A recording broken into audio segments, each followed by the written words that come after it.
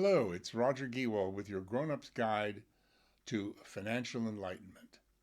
Let's cut through the jargon jungle together and throw out all of the rubbish, fake news, and bad information that's been dumped on us and get to the truth. I want to talk about Meltups and Richcessions, two words you may not have heard. Now, I've recently been talking about the predictions in the USA of a meltup coming soon.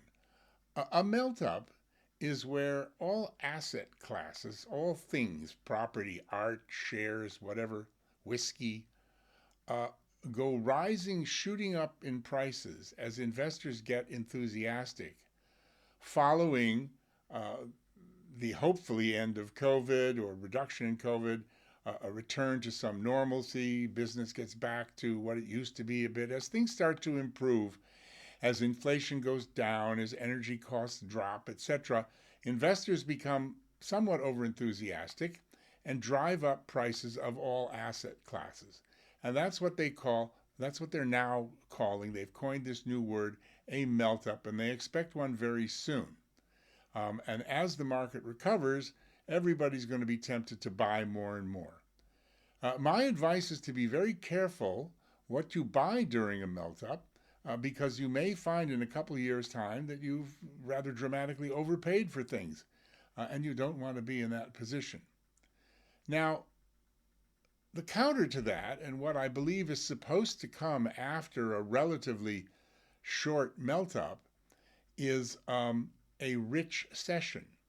And this is a phrase coined by Steve Forbes, the owner of Forbes magazine recently, in which he said that a lot of rich people and others are going to lose dramatic levels of their wealth as asset classes fall dramatically. The best example of this, he points out, is Elon Musk, who recently ceased to be the world's richest man when 65% of his fortune, a staggering 165 billion pounds, disappeared within 1 month because of the shares of Tesla falling. And the same thing, he says, will happen to lots of other rich people and ordinary investors when the enthusiasm around the melt up starts to wane and people go back to the fundamental values and see the incredible turbulence in today's world, which Forbes says he sees continuing certainly for the rest of this year.